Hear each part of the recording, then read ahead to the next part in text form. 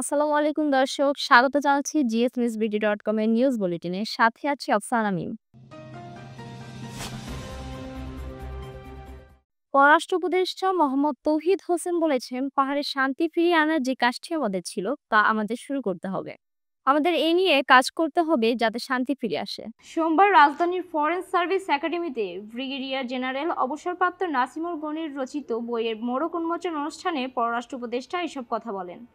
অবসরপ্রাপ্ত প্রতিরক্ষা কর্মকর্তাদের সংগঠন রাওয়া এবং সামগ্রী ডিপ্লোমেন্টস ওয়ার্ল্ড আয়োজিত অনুষ্ঠানে প্রধান অতিথির বক্তব্যে তিনি আরও বলেন, কিছু উপাদান ফ্যাক্ট রয়েছে, এখনকার অশান্তি থেকে লাভবান হওয়ার চেষ্টা করবে। আপনাদের সঠিক পদক্ষেপ নিতে হবে যাতে শান্তি প্রতিষ্ঠিত হতে পারে। 4 দিনের মাথায় ফের ভূমিকম্পে কেঁপে উঠল বাংলাদেশ। রাজধানী ঢাকা সহ দেশের বিভিন্ন স্থানে এ ভূমিকম্প অনুভূত হয়েছে। প্রাথমিকভাবে ভূমিকম্পের কোনো ক্ষয়ক্ষতির খবর পাওয়া যায়নি। মঙ্গলবার সকাল 7টা 5 মিনিটে এ ভূমিকম্প অনুভূত হয়। মার্কিন ভূতাত্ত্বিক সংস্থা ইউএসজিএস জানিয়েছে, ভূমিকম্পটির উৎপত্তিস্থল নেপালের লেবুচি থেকে 93 কিলোমিটার উত্তর পশ্চিমে। রিখটার স্কেলের মাত্রা ছিল 7.1। ভূপৃষ্ঠ থেকে এর গভীরতা ছিল 10 কিলোমিটার।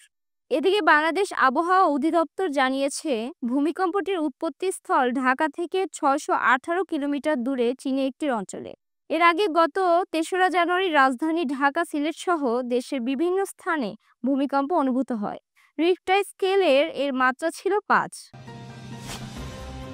যুক্তরাজ্যের সিটি মিনিস্টার টিউলিপ সিদ্দিক নিজের বিষয়ে মিনিস্ট্রিয়াল স্ট্যান্ডার্ড ওয়াচডগে তদন্তের আহ্বান জানিয়েছেন।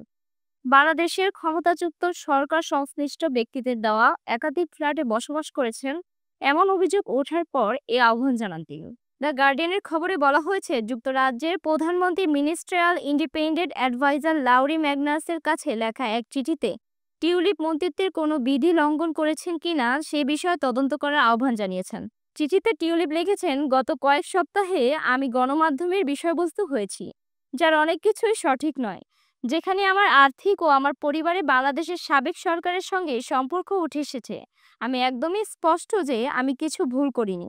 যাই হোক, সন্দেহ এড়ানোর জন্য আমি চাই আপনি স্বাধীনভাবে এগুলো নিয়ে সত্য প্রতিষ্ঠা করবেন।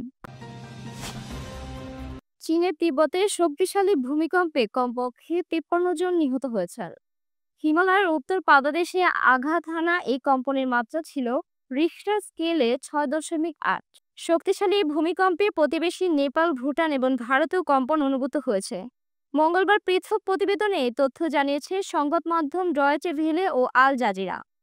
ডয়েচে ভেলে বলছে, মঙ্গলবার সকালে হিমালয়ের পাদদেশে রিখটার স্কেলে 6.8 মাত্রার ভূমিকম্পে কয়েক ডজন লোক নিহত হয়েছেন এবং আরও কয়েক ডজন আহত হয়েছেন। স্থানীয় চীনা মিডিয়া তিব্বতে শিগাৎসে শহরে এবং এর আশেপাশে কমপক্ষে 53 জন নিহত হওয়ার খবর দিয়েছে। প্রতিবেশী দেশ নেপাল ও ভারতেও এই কম্পন অনুভূত হয়েছে। বিপিএলে টানা 3 ম্যাচেই সেঞ্চুরি হয়নি আগে কখনোই। 11তম আসরে এসে দেখা গেল সেটাই। ঢাকায় সবশেষ ম্যাচ ডেটে দুর্বার রাজশাহীর বিপক্ষে চিটাগং কিংসের ওসমান খান খেলেছিলেন 123 রানের ইনিংস।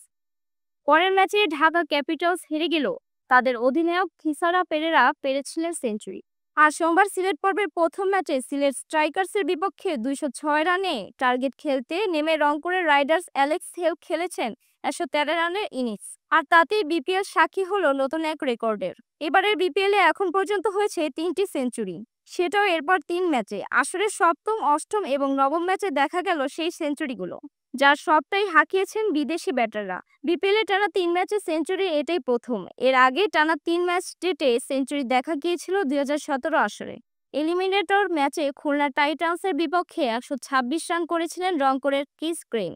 সেদিন পরের ম্যাচে হয়নি কোনো সেঞ্চুরি। পরের ম্যাচ ডেটে দ্বিতীয় কোয়ালিফায়ারে সেঞ্চুরি করেন রংপুরের জনসন চার্লস।